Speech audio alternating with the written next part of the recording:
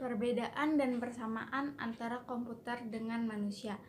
Persamaannya, yang pertama, komputer dan manusia itu sama-sama memiliki memori. Terus yang kedua, komputer dan manusia itu sama-sama memiliki perangkat semacam software dan hardware. Terus yang ketiga, manusia dan komputer itu sama-sama memiliki operating system. Sedangkan perbedaannya, yang pertama, manusia dan komputer itu berbeda dari segi kapasitas penyimpanan memorinya. Terus yang kedua, berbeda dari segi daya tahannya. Terus yang ketiga, manusia dan komputer berbeda dalam segi kemampuan dalam beroperasi.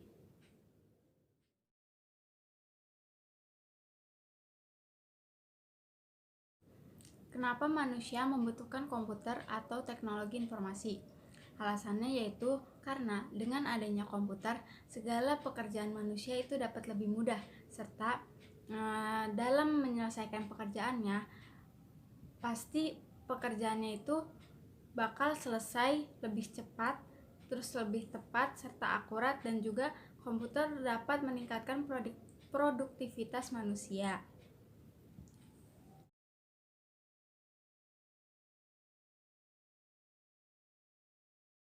Jadi komputer itu digolongkan menjadi 3 bagian. Yang pertama yaitu penggolongan komputer berdasarkan data yang diolah. Berdasarkan data yang diolah itu ada yang pertama namanya komputer analog. Komputer analog yaitu komputer yang mengolah data dengan menerjemahkan keadaan-keadaan fisik bersifat kontinu serta outputnya bisa berupa pengaturan atau pengontrolan mesin. Terus yang kedua ada komputer digital. Komputer digital yaitu komputer yang dapat digunakan untuk menerima data berupa teks, angka, serta karakter khusus. Terus yang ada selanjutnya yaitu komputer hybrid. Komputer hybrid merupakan perpaduan antara komputer digital dengan komputer analog. Nah, komputer hybrid ini kerjanya itu lebih cepat dibandingkan dengan komputer analog dan komputer digital. Terus yang kedua, penggolongan berdasarkan penggunaannya. Berdasarkan penggunaannya itu yang pertama ada komputer dengan tujuan khusus. Komputer dengan tujuan khusus yaitu komputer yang hanya bisa digunakan dengan satu tujuan khusus. Ya contohnya seperti mesin ATM. Terus yang kedua, komputer dengan tujuan umum. Komputer dengan tujuan umum yaitu komputer yang bisa digunakan untuk berbagai tujuan. Contohnya seperti PC. Terus yang ketiga, penggolongan komputer berdasarkan kapasitas dan ukuran. Berdasarkan kapasitas dan ukuran, yang pertama ada komputer mikro. Komputer mikro adalah komputer yang bisa berdiri sendiri, serta hanya dapat digunakan oleh satu orang. Contohnya yaitu laptop. Terus yang kedua ada komputer mini.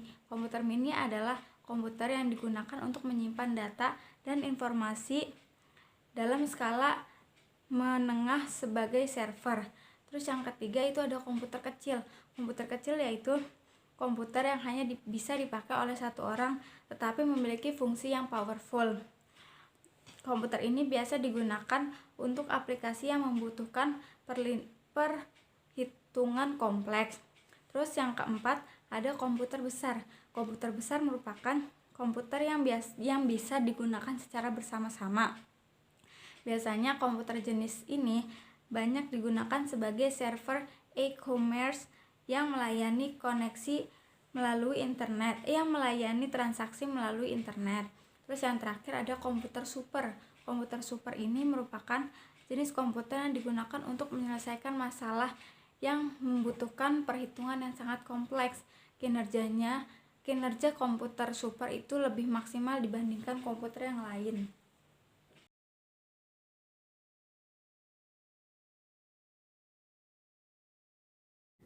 Selanjutnya, jelaskan mengenai memori, CPU, dan prosesor.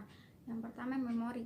Memori merupakan suatu media penyimpanan informasi dan data sementara yang berada di dalam CPU. Jadi, memori ini menyimpan setiap data atau program yang diproses oleh prosesor. Terus yang kedua ada CPU. CPU ini merupakan salah satu bagian dari perangkat keras komputer. Jadi CPU ini bertugas dalam menerima dan melaksanakan setiap perintah atau data yang diberikan oleh perangkat lunak.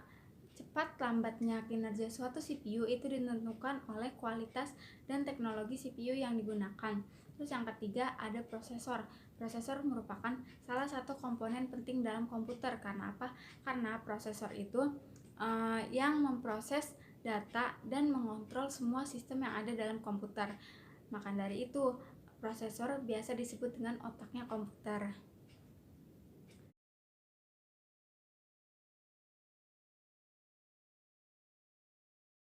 Penjelasan serta contoh mengenai hardware, software, dan brainware.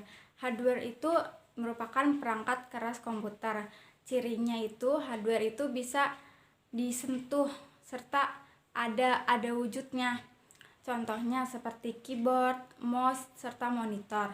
Terus software itu merupakan perangkat lunak komputer. Jadi software itu tidak bisa dipegang wujudnya, hanya bisa dilihat oleh mata. Contohnya itu aplikasi serta berbagai serta sistem operasi. Terus yang ketiga itu brainware. Brainware itu adalah brainware itu adalah orang yang menggunakan komputer seperti kita manusia.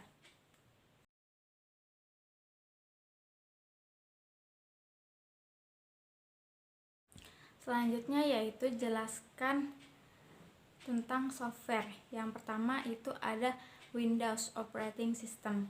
Windows Operating System yaitu salah satu operating system atau sistem operasi yang diciptakan oleh Microsoft. Terus yang kedua ada Linux Operating System. Linux yaitu salah satu operating system yang menganut sistem Unix yang menggunakan model pengembangan serta distribusi software secara gratis atau yang biasa kita kenal dengan sebutan open source. Terus yang ketiga ada Mac Operating System. Mac Operating System ini salah satu produk yang dikembangkan oleh perusahaan Apple. Terus yang selanjutnya ada Network Operating System, yaitu salah satu sistem komputer yang dirancang terutama untuk mendukung workstation serta komputer pribadi. Selanjutnya itu Symbian Operating System, yaitu sistem operasi yang tidak bebas bergerak serta dikembangkan oleh perusahaan Symbian.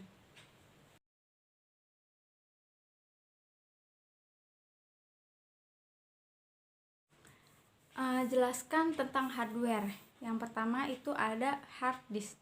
Hard disk adalah sebuah perangkat keras yang digunakan untuk mendukung komputer dalam menyimpan data. Terus yang kedua itu ada floppy disk. Floppy disk yaitu media disk yang biasanya berbentuk persegi atau persegi panjang.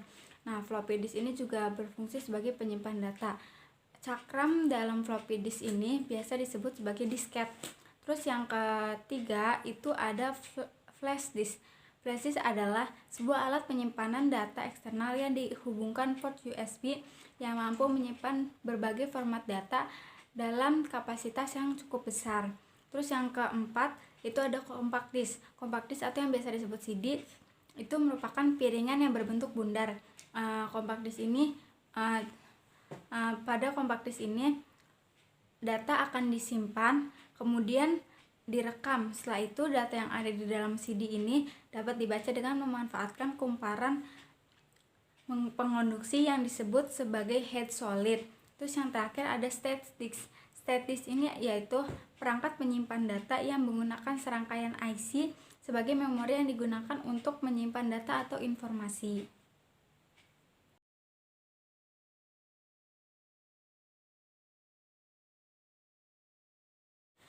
Selanjutnya yaitu penjelasan mengenai komputer dari generasi pertama hingga generasi sekarang.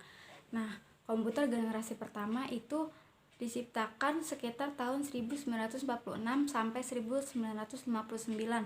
Jadi komputer generasi pertama ini dibuat menggunakan tabung vakum sebagai komponen dasarnya.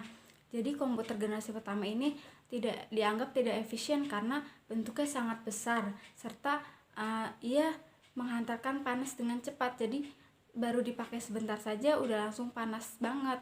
Terus yang kedua itu komputer generasi kedua itu ada sekitar 959 sampai tahun 1965. komponen penyusun pada generasi kedua ini bukan lagi menggunakan tabung vakum, melainkan menggunakan transistor. Selain itu, komputer generasi kedua itu juga karena tidak menggunakan tabung vakum, jadi ukurannya lebih kecil dari generasi pertama, serta daya hantar panasnya itu tidak sepanas generasi pertama. Terus selanjutnya komputer generasi ketiga itu sekitar tahun 1965 sampai 1971. Komputer generasi ketiga ini bukan dibuat menggunakan komponennya bukan lagi menggunakan transistor, melainkan menggunakan integrated circuit. Terus komputer generasi ketiga juga lebih efektif, lebih efisien dari komputer generasi sebelumnya karena ukurannya juga lebih kecil. Selanjutnya komputer generasi keempat yang digunakan dari tahun 1971 sampai sekarang. Nah, perusahaan Intel itu menciptakan sebuah komputer yang berukuran lebih kecil dan simpel serta mudah dibawa kemana-mana. Komputer ini berjenis mikroprosesor yang bahkan sampai sekarang itu masih bisa digunakan.